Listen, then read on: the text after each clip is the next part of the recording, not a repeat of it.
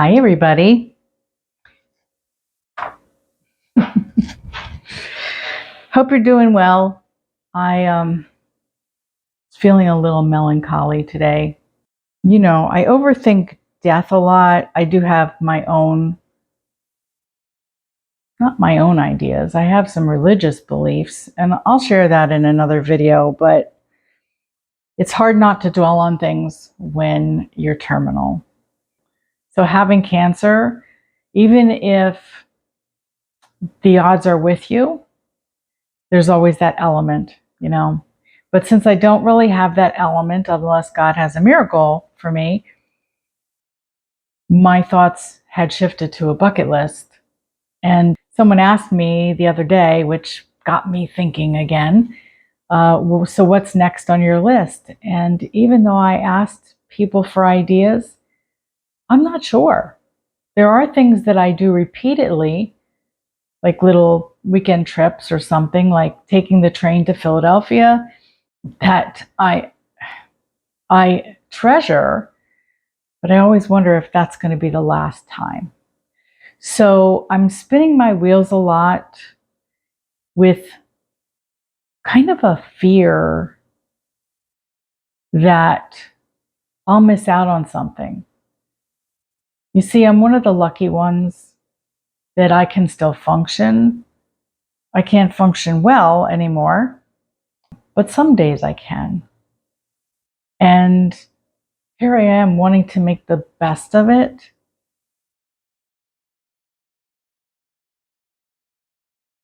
But I just don't know how, I guess. Like I keep thinking, okay, I just want to live like usual.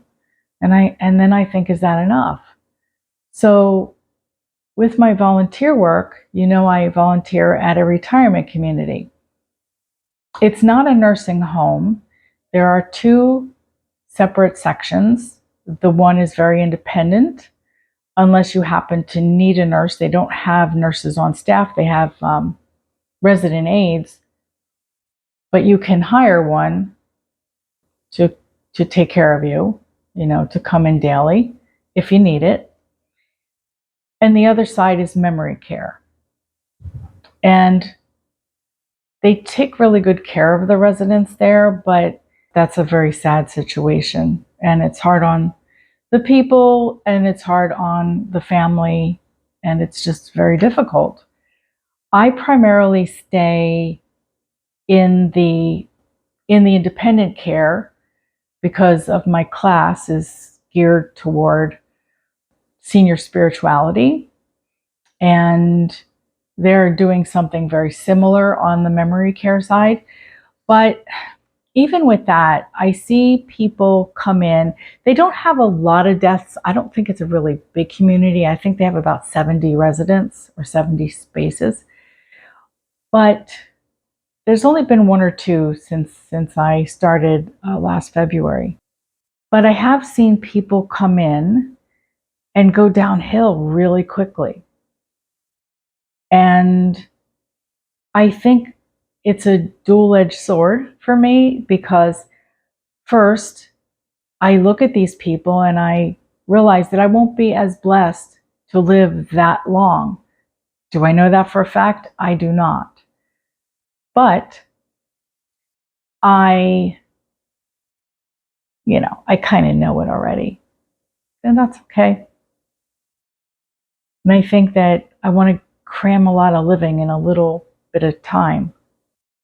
And when I see these people going downhill, I'm definitely not interested in having that lack of quality in my life. So I kind of wonder if volunteering there was no accident. I mean, I could have walked into an animal shelter. I could have done anything with children. I could have done anything. But I ended up at a retirement community. I did know I was terminal at the time. This was after my diagnosis. But I didn't consciously think about doing that, you know, but I see the things that I'm missing or will be missing, and I'm okay with most of that. But there are some very healthy ones that are still enjoying their life and their family.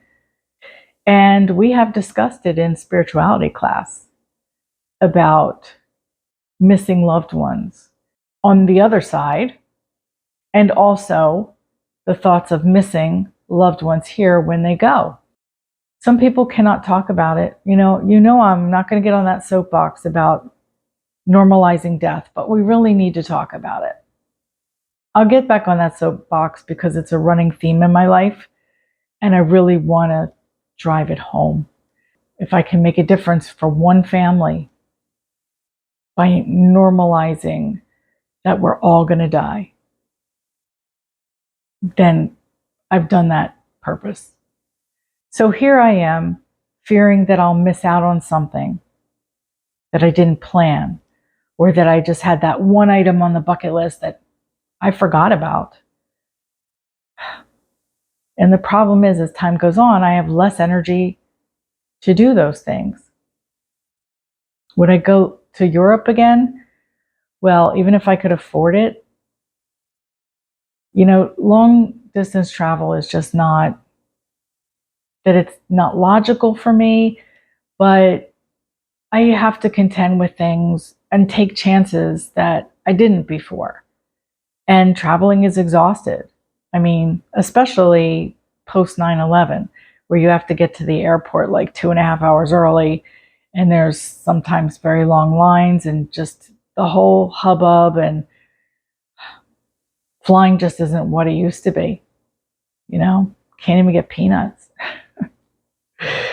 So I kind of crossed that off my list, and I'm okay with it. I've done some long distance travel before. I do still like to travel, just want to stay a little closer to home, because there's adventure. There's always adventure, even if you go to the same place 6 times or 60 times. Like when we go to Philadelphia, there's always something new. There's always a place that we've never been. Pretty big city. I'm actually going to Virginia Beach with Chris in a couple weeks, and I'm excited about that. And this weekend, I'm in Philadelphia with my brother and his wife and their daughter, and I've never done that with Alan and Laurie, so I am looking forward to that. The thing I'm looking forward to the most is Sunday dim sum. So if you're not familiar with that, it is in Chinatown, and the servers are walking around with carts, and on the carts are all kinds of, I guess they're considered appetizers, or what we would consider just picky food. And you choose what you want on the cart, and then they just mark your ticket so that you have a running tab at the end. And there's usually in one dish, there's plenty to share. So I've been to dim sum with Alan and Laurie, but never in Philadelphia. And we're taking them to one of the favorite places that Chris and I go to. So let's see. See, it lights me up. You see that? I can get excited about things, but I also have to take medications that will help ensure that I'm going to function, because I never know how I'm going to wake up. So I've got something for constipation, I've got something for diarrhea, I've got something for energy. I've got lots of ibuprofen and acetaminophen. So it's just like my medicine bag is pretty much the same size as my makeup bag. Do the best I can. That's it. But I don't want to give up on things that I love. And I don't know what is coming down the pike as far as the bucket list, or what I'm going to have energy for. It seems like every couple of months I have just a little bit less to give. And I was thinking about, I mentioned the Dupuytren's contracture in my hands, and I just talked about that in another video, but I will talk about that again later. But I am having some problems and some pain, and I'm hoping that I'll never get to the point where I can't grip things, but my hands are weak. I can't open that jar and I can't lift heavy objects in certain directions. That definitely puts a damper on my volunteer work because I don't just do these classes. When there's a party, I want to be there. I want to help, get the residents drinks or plates of food, even whatever they need, because a lot of them have walkers or wheelchairs and they have mobility issues. So I don't know if I'll be doing this next year. The residents don't know that I have cancer. The staff does. And they know time is limited. And I have a good relationship with them. But I have a great relationship with the residents. And I don't know how I'm going to end that. Do I just ride off into the sunset? Will I tell them the truth? I don't know. Maybe I'll tell them the truth, but I'll sugarcoat it. All right. Thank you for being my therapist on that. Because, yeah, I don't know how anything is going to end. Well, I know how something is going to end. But trying to keep my sense of humor about things. And in the meantime, my biggest challenge is to keep living when I know I'm dying. That's a difficult place to be. I feel like that's a relationship status. It's complicated. And I'm not sure how some of this is going to play out. I'm just going one day at a time. But it gets me down sometimes. Sometimes I'm invited to do something and I have to say no, but I really want to. But I know I need to be like near a bathroom, or there's always some kind of limits. And I love my friends. I have good friends who care about me and who I care about. But sometimes even going to lunch is an exhausting thing. It just depends on the day. Sometimes I can get 2 or 3 major things done in a day. Sometimes not. One thing I like about doing videos is not that it's not work, but it's relaxing. I really enjoy it because after this, I will, do the edit, maybe today, maybe tomorrow. I really enjoy the interaction, and I can answer comments on my time when I'm feeling good, this hour or that hour. So there's a lot of flexibility with a YouTube channel for sure. And I like making the woo-woo videos. It doesn't seem to be too objectionable. There are people here and there, and it is suggested by YouTube, tips and tricks, that if you have 2 hobbies, for instance, that you should have 2 channels.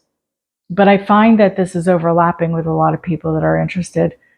So I was thinking that for now, I'll just scatter some woo-woo stuff and maybe not such woo-woo stuff. I like to do the little travel vlogs and stuff, but maybe I will create a membership where people who only really want to see my cancer videos, they don't need to join. And those who would like a little bit more, I can offer a little bit more. I had a Patreon account for a little bit before I was diagnosed, and then I decided that I thought I was going to be gone in about 6 months. So I canceled that account. And I know the members were disappointed, but maybe I could just duplicate that here. And we had like giveaways and things like that. So a lot of good member perks. So I'm going to think on that. Let me know your thoughts. I think that's all I got today. I think it's all I got in me. I hope you're having a wonderful weekend, and I will talk to you very soon. Be blessed. Bye.